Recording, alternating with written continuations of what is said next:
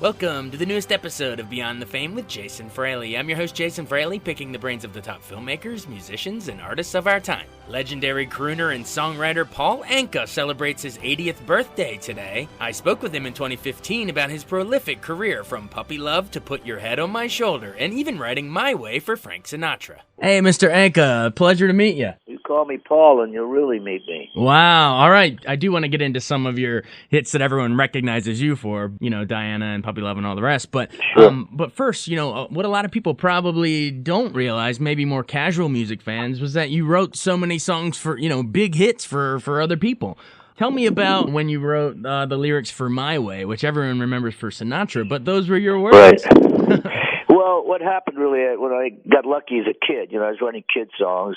Pop music was in its infancy stage, and I was hopefully writing the way every teenager thought, indigenous to that world. And it evolved from that to where I realized after about a year in the business that to separate yourself from the others in a business that would change, you needed the gravitas of, being the producer, being the writer, so that you had something to fall back on. Thus, I worked at a local newspaper. I had a writing talent, so I really worked at that.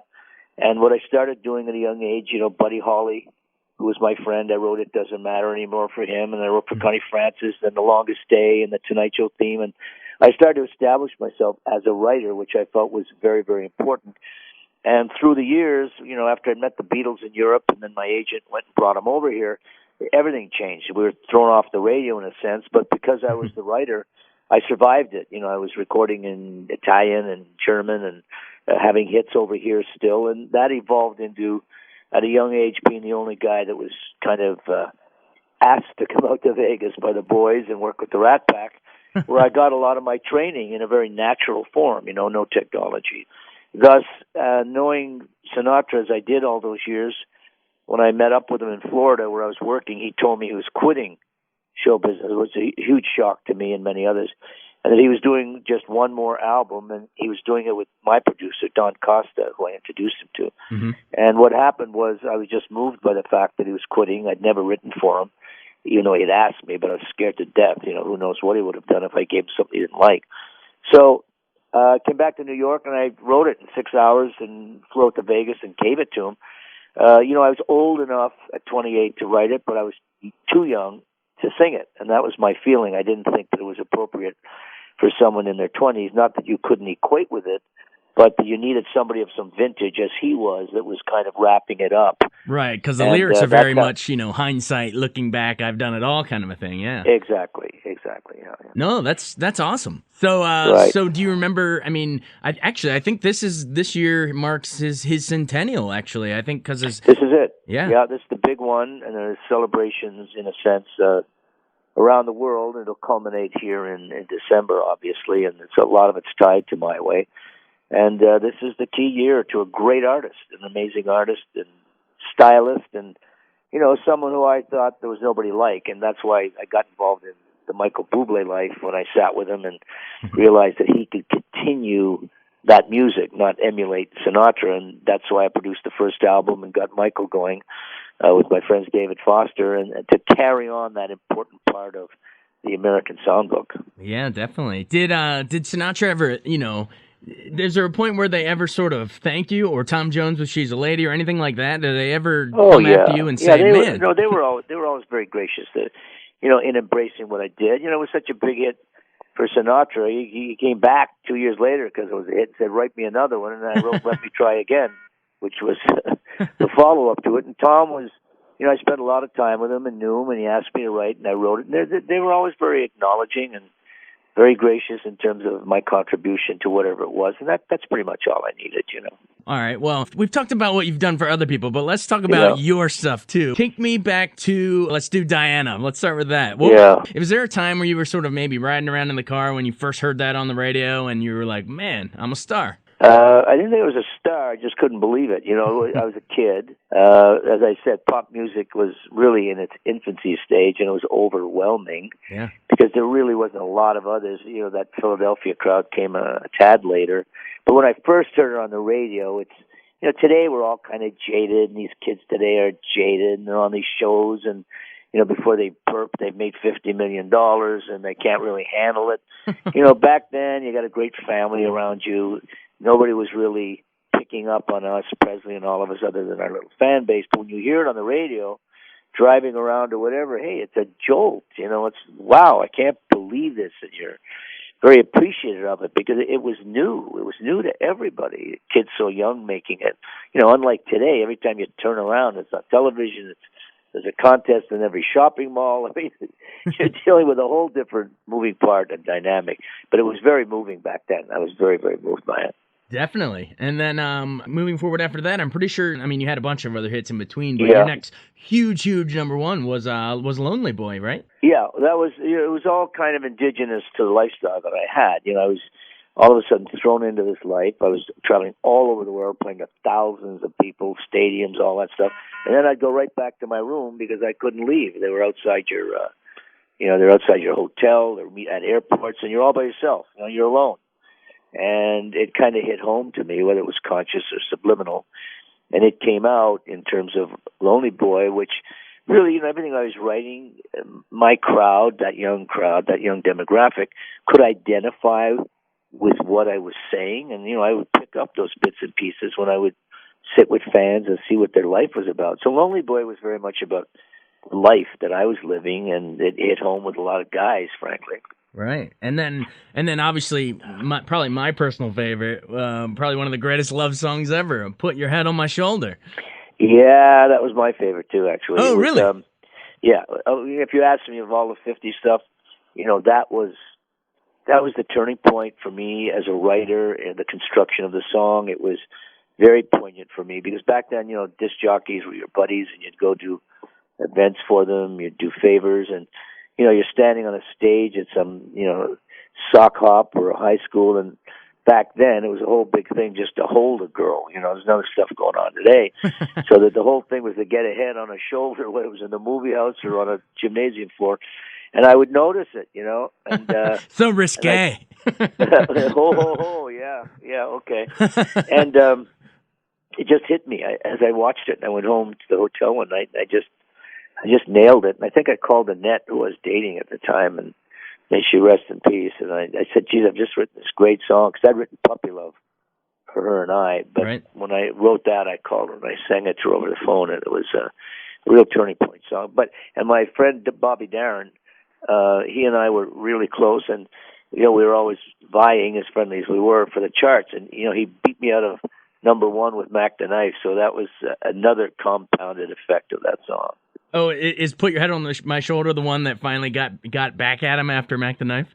It was at the same time. We were like number one on a lot of charts together, and I think it was number one, number two, number one. Yeah. Ah, that dastardly Bobby Darin always taking my top spot.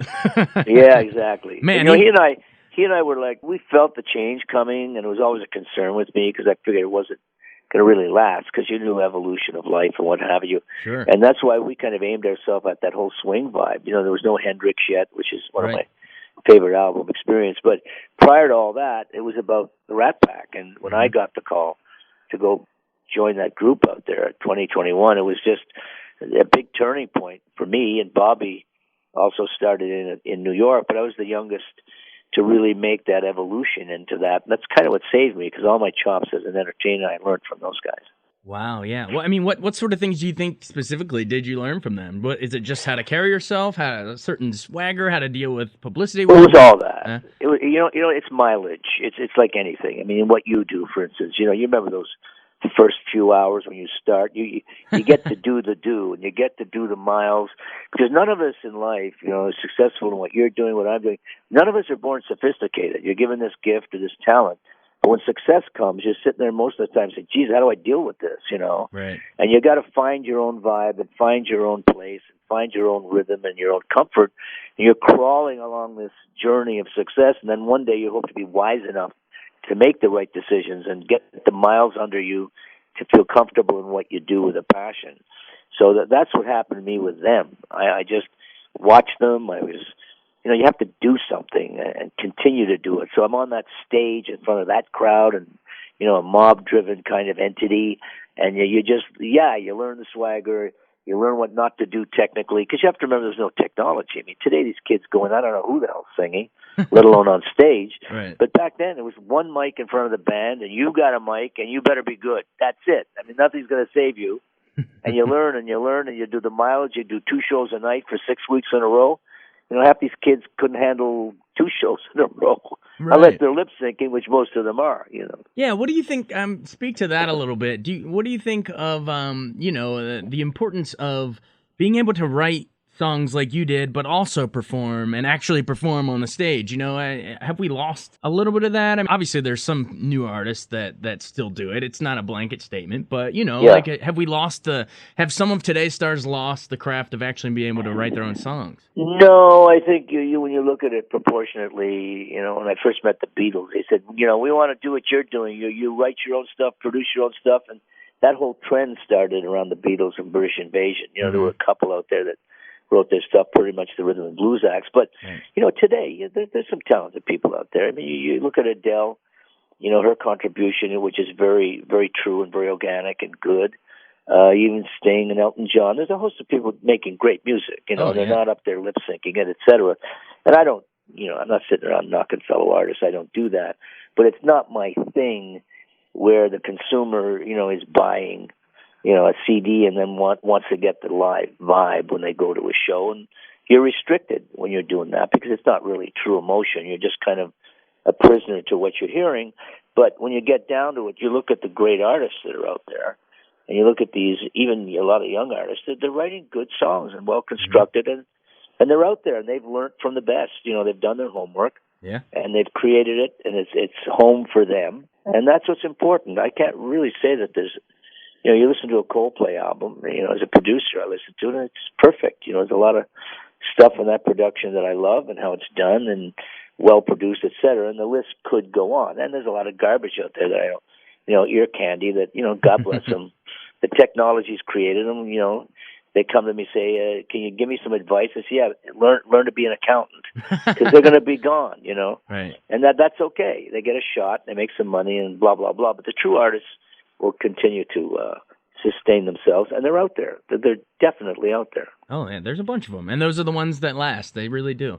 Without doubt. Yeah. And but it's fascinating to me that here you are, this really talented songwriter, but you could also tap into sort of the young imagination. Even people that they don't have to know a lot about the art of music, but you still, with let's say like something like Puppy Love. How did you sort of tap into what young minds were craving? Well, that was pretty obvious. You got to remember, you look at the whole sociological situation in this country, not Europe, which was far advanced. There's so many taboos. I mean, here I am with a bunch of great rock and roll stars going from city to city. You couldn't bring the girls to the hotel, and the whole system and where we were at in this country in sexuality, as it was a pretty shut down window. And right. When you had to hang with fans, and I love and my mommy won't let me go to the theater, and I went through it. I'd get a date, and then I'd go to the theater, and you just want to get your arm around and maybe inside the sweater, if you're lucky. But everybody was educated on the fact that you don't do this, you don't do that, and you're too young, and it's just a puppy love. And I said, bells go off. And what I did was I just sat down and wrote about it, and part of the experience was Annette. Yeah. Who was a Disney property and very popular, and she and I were very close, and they didn't want us close. I kept hearing Mr. Disney doesn't want you near him, and it's a puppy love, and blah, blah, blah, blah, blah, blah. And I said, okay, let's take the lemons and make lemonade. So I wrote Puppy Love. A lot of people also don't know that your daughter, Amanda, is married to Jason Bateman. That's a fun little trivia fact we stumbled upon. Well, I spoke to him yesterday because he's a huge baseball nut, and there's some great baseball, obviously, and I think the right team won. It just ended, World Series last night, Yeah, and he's a great guy, and he's very talented, and, my kids are very important to me, and, you're as happy as your unhappiest child, and they're in a great groove, and he's just a talented guy, and all my son-in-laws are very cool, but, he's somebody I see because he lives in L.A., the rest live in Europe, and they just had another little baby, so they got 2 kids. In fact, I'm taking one of them to Hawaii for Christmas. So nice. It's good. The good thing is he's not affected by it all, and he's very talented, and he's going to go on and do some great stuff. Right, definitely. Well, you've done it all, and now you're sort of at this point where you can sort of look back and sing My Way and have that gravitas you were talking about that you said you didn't think you had back when you wrote it. So now when you get to sing something like that and you look back Yeah. over your career, you had your song "You Are My Destiny." Does it feel like you were destined to do this?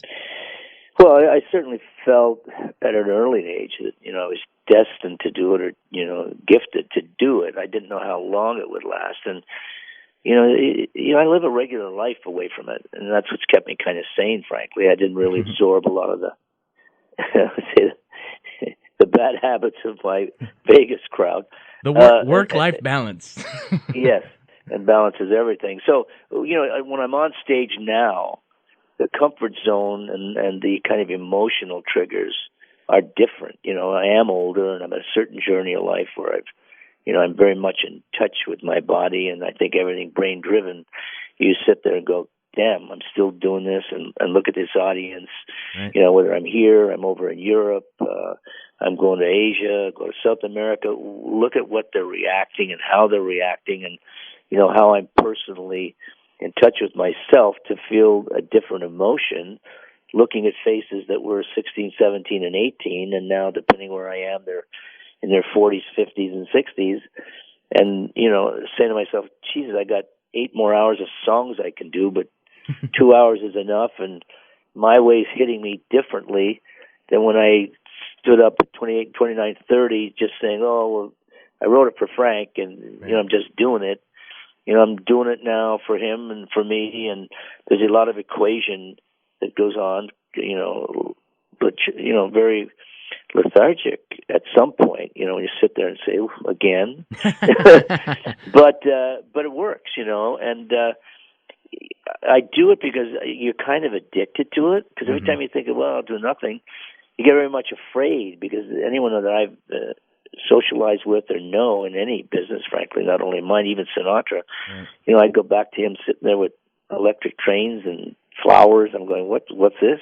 I don't want to be there doing that. I want to keep doing it because we've got an audience. It's moving me differently. Yeah. My sense of delivery is different, and my audience's reaction is different. And we do X amount of days a year all over the world, and it's just something you can't give up if you've got a passion for it. Definitely. And speaking of those lyrics that you keep coming back to and mentioning, looking back, are there times you bit off more than you can chew, or regrets you have a few? Oh, yeah. Oh, absolutely. Listen, life isn't one straight line. Everybody's got their garbage every day, loosely I say that. But no. There absolutely are. I think the big key is the less mistakes that you make and what you learn from them, because life just goes on that way. It's how you handle it. Do you have the backbone? Yeah. And I throw away my rear view mirror. I mean, I can't live in the past. I look at, how grateful I am for all this good stuff. And, you take those chances. My biggest regret I thought would be Rock Swings, which was a big album for me a few years ago on the heels of the Bublé, where I took all these rock songs and just made them my own and said, this is either going to destroy me or get me a new audience. And we put a lot of money into the authenticity and the integrity of it, down to the microphones, the band, and we pulled it off. But that was one regret that I thought, when I produced it for critics and DJs, because, they really know and get it. If you gave them something good, they're not going to turn on it because they're going to not be able to look in the mirror about it, Definitely. Well, you ate it up and spit it out. So what would be your way if it's my way? You wrote it many years ago. Now you've had a lot of time to reflect on it, and you keep singing about it. What's sort of that takeaway? What is your way? Well, my way today is just really never letting go of the integrity. My way today is being very truthful to yourself and keeping the integrity of what you're doing all the time, And that's pretty much how I look at everything. I want transparency, and I want honesty, and because the world is just in a different tilt today, and I've been around it for a lot of years, and I'm very concerned as to the state of it. So I don't want to get drawn into anything that becomes compromising or dangerous in any way, because it's all potentially there. This is a great country, and I come back to it from all these trips. But right now we have a lot of challenges. So my way, I would hope would spill over to others to where they would keep the honesty, the transparency, the integrity of what they're doing, for the betterment of making a difference. So, I've done this a long time. I've been successful at it. And, to me, my way is to do it the right way and not compromise or let people talk you into stuff that's kind of devious. That's a great message, and I think it's a perfect spot to leave it. So, Paul Anka, thanks so much for taking the time to join us. Thank you. It's been a pleasure. Thank you, sir. I really appreciate it. You're welcome. Good questions. Good interview. Thanks so much for joining us on Beyond the Fame with Jason Fraley. Remember to hit the subscribe button and give us a 5-star rating if you like what you hear. We'll see you next time.